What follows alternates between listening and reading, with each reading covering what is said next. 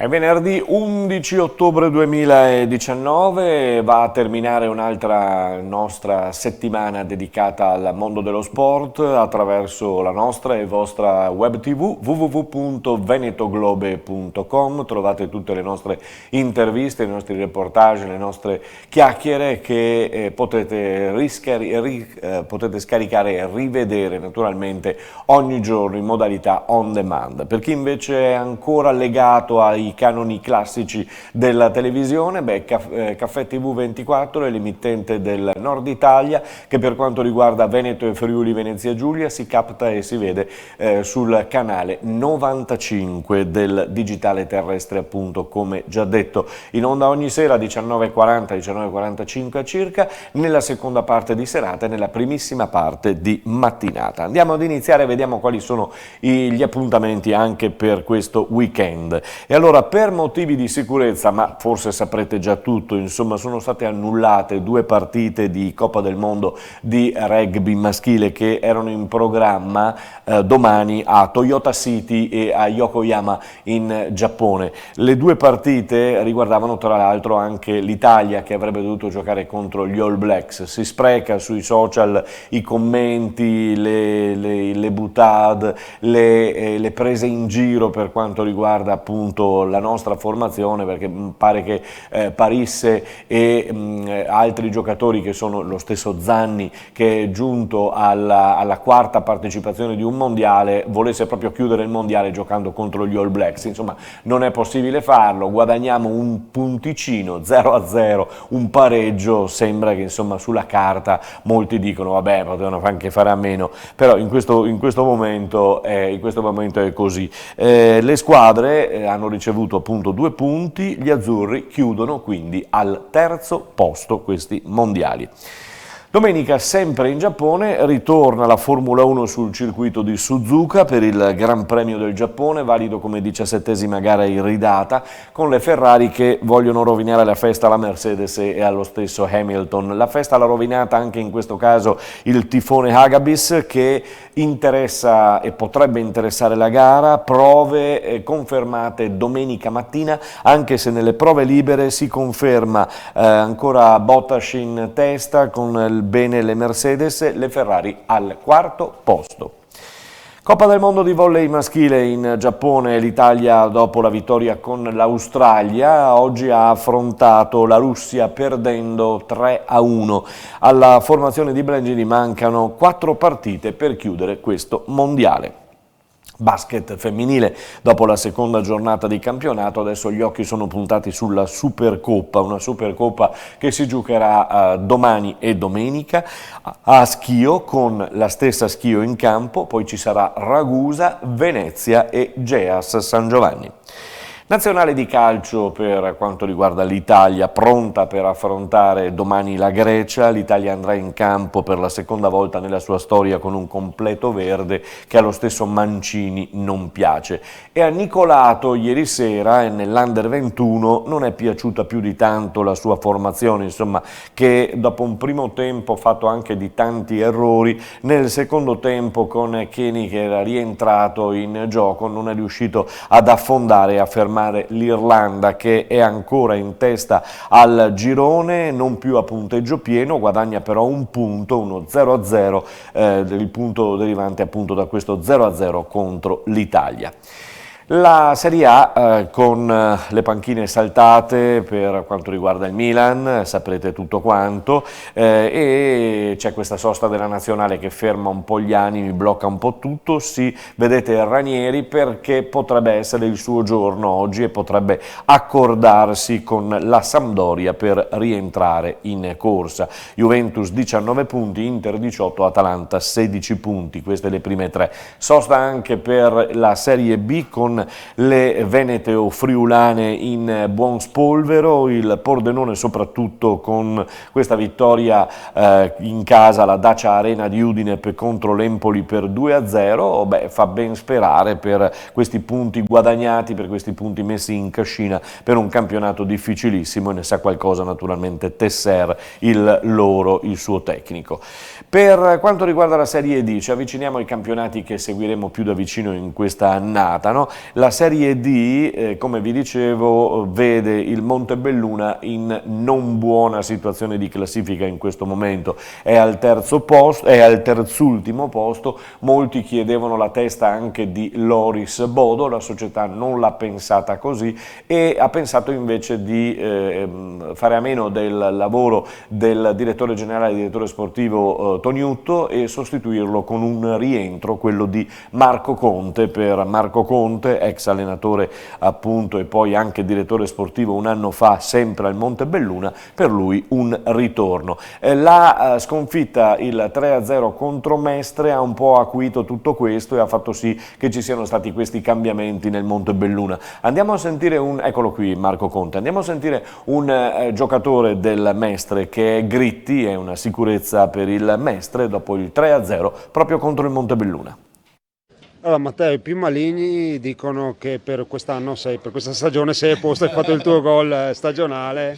No, speriamo dai, nel senso contento per i 3 punti principalmente perché ci servono come il pane e soprattutto per il morale e poi ovviamente per il gol, da un po' che lo aspettavo, volevo fare questa esultanza da un po' e quindi è andata bene così, spero di ripetermi. Un grande gol, mi pare anche con una dedica speciale, o sbaglio? Beh, ovvio, visto che da un mese comunque sono diventato papà ci stava, la dedica principalmente per lei ovviamente. Matteo, analizzando un po' anche la partita, c'è stato sembrato un primo tempo contratto, forse più mentalmente, no? Che tecnicamente, poi vi siete nettamente sbloccati e avete fatto vedere un altro gioco. Ma sicuramente primo tempo eravamo bloccati, non so, quando giochiamo in casa primo tempo, tranne forse una partita, andiamo in panico, non so se per il pubblico, non so per la gente, che magari qualcuno non è abituato a giocare con un po' più di gente, però siamo un po' bloccati, non siamo liberi mentalmente, quindi non ci vengono le giocate facili.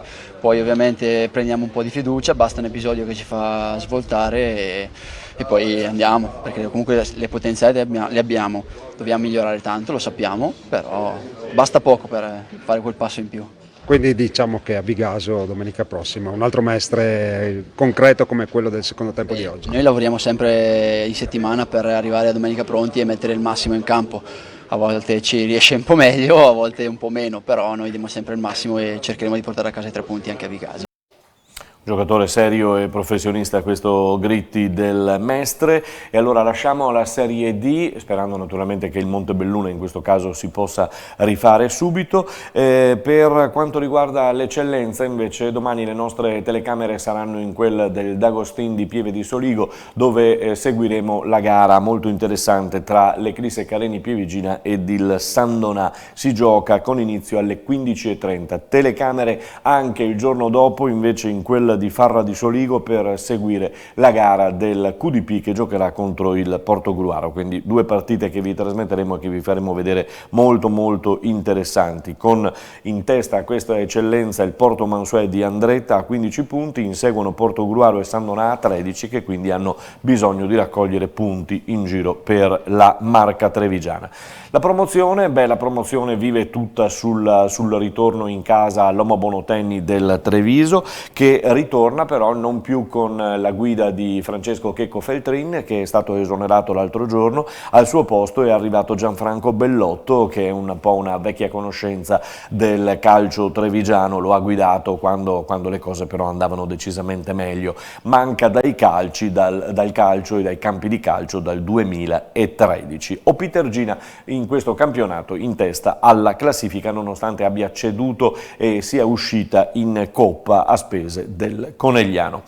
La TVB De Longhi, siamo all'angolo dedicato al basket perché la A1 con la TVB ha vinto contro Cremona la sua prima partita di Serie A1, adesso andrà a giocare in un campo particolarmente ostico e difficile come quello di Bologna contro la Fortitudo. È una Fortitudo tra l'altro arrabbiata per la sconfitta subita a Varese.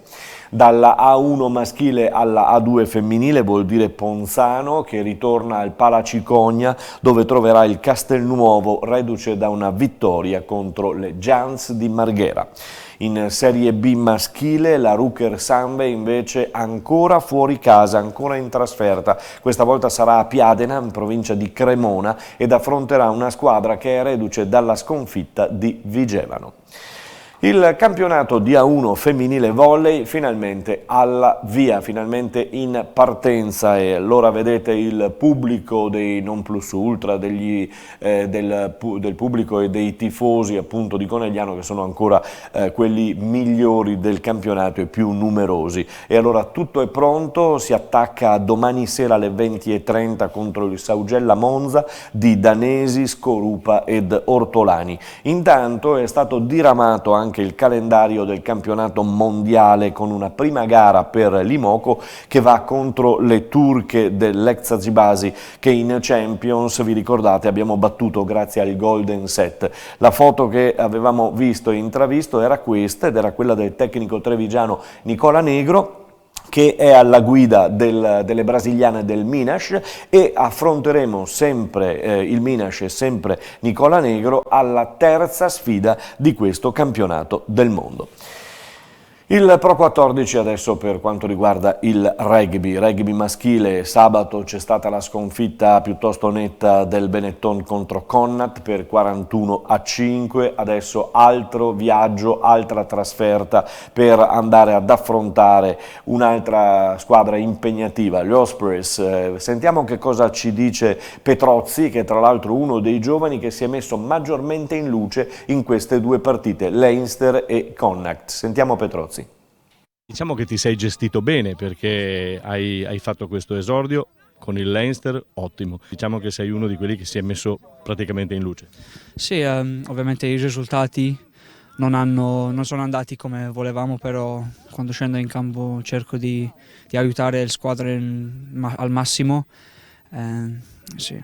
Con rispetto ai risultati c'è ancora tanta opportunità, ma ancora tanto da fare, però stiamo lavorando bene e secondo me i risultati arriveranno quando mettiamo tutto insieme. Quali obiettivi ti sei dato per questo inizio di campionato, per questo tuo arrivo qui al Benetton? Personalmente era di solamente crescere, imparare dai mediani che erano già qui e certo gli allenatori, assorb tutta l'informazione e conoscenza che possono offrire in questo buon ambiente. È un'occasione d'oro questa per te, no? E per quanto riguarda invece la prossima partita con Ospreys, come la vedi?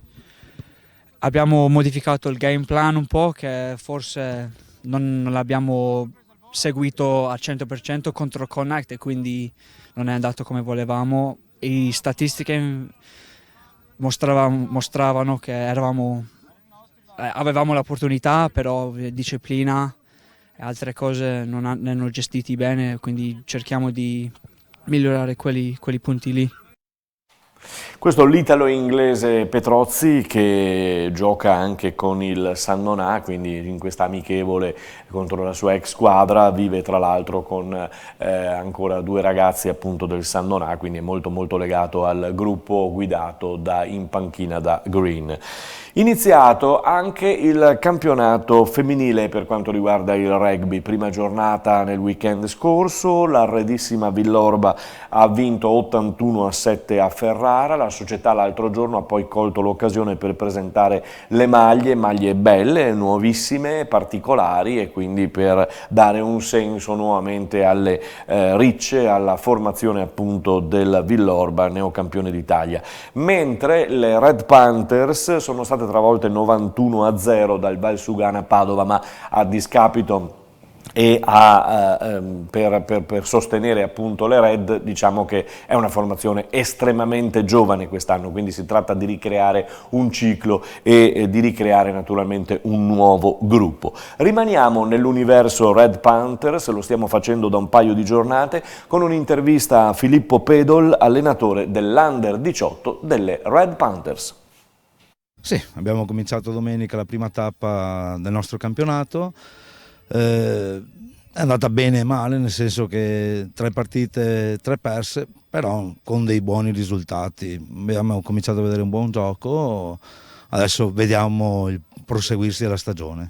Per te è la prima stagione con questa categoria, perché hai fatto sempre C1? Sì, io ho sempre fatto 4 anni di C1, avevo bisogno di un cambiamento, volevo provare cose nuove, mi hanno offerto la possibilità di allenare queste ragazze che sono fantastiche e ho preso l'occasione al volo. Poi ne conosceremo una perché abbiamo la vice capitana qui, mi pare, no? Che squadra è? Una squadra giovane comunque. Sì, è una squadra giovanissima perché possono giocare le 2002 e le 2003, è quasi tutta composta da 2003, le 2002 sono al momento in prestito alla prima squadra, hanno la possibilità di giocare in prima squadra e quindi sono in prima squadra. È un bel gruppo, stiamo lavorando per farle crescere, per farle diventare delle giocatrici da prima squadra. Ecco, da prima squadra, perché anche la prima squadra, come dicevi tu, è abbastanza giovane quest'anno, quindi si tratta di ricostruire un po' queste Red Panthers. Sì, è abbastanza giovane, hanno fatto un inizio di campionato anche loro domenica, stiamo lavorando su questo, l'obiettivo della società che ci hanno imposto è costruire delle giocatrici e questo è il nostro obiettivo per quest'anno. E allora buon lavoro. Grazie, gentilissimi. In bocca al lupo e buon lavoro naturalmente Under 18 e prima squadra del Red Panthers e a tutto il movimento naturalmente rugbyistico femminile. Abbiamo concluso, vi auguriamo un buon weekend sui campi da gioco o meno, altrimenti se non sarete sui campi da gioco vi racconteremo tutto lunedì. A tutti voi, buon weekend!